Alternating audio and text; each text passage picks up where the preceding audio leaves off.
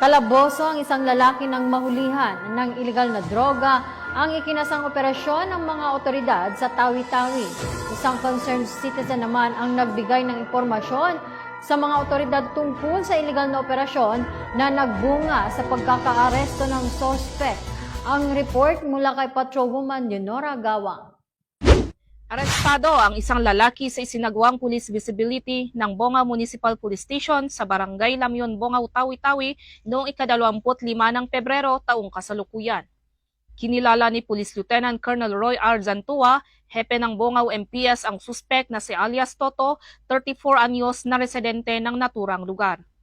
Ayon sa ulat, habang nagpapatrolya ang mga tauhan ng Bongao MPS, isang concerned citizen ang nagbigay impormasyon ukol sa ilegal na operasyon ng droga at agad namang gumawa ng pagresponde ang mga otoridad ng Bongao MPS, katuwang ang 1405th Regional Mobile Force Company at Regional Mobile Force Battalion 4B na nagresulta ng pagkaaresto ng nasabing suspek.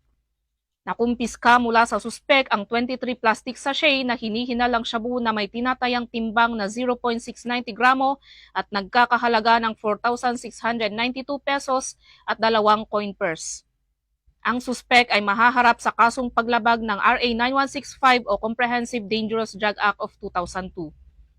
Ang suspek at mga nakumpiskang ebidensya ay nasa kustudiya na ng Bongao MPS para sa dokumentasyon at tamang disposisyon.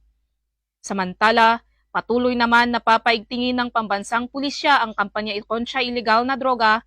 Ito ay alinsunod sa isa sa pangunahing prioridad ng administrasyon na labanan ang mga sindikato ng droga sa pamamagitan ng pagpigil sa kanilang mga ilegal na aktibidad at pagbuwag sa kanilang mga operasyon. Mula rito sa rehiyon ng Bangsamoro, ako ang inyong PNN correspondent, Patrolwoman Leonora Gawang, alagad ng batas, tagataguyod ng Balitang Pulis. Maraming salamat, Patrolwoman Gawang.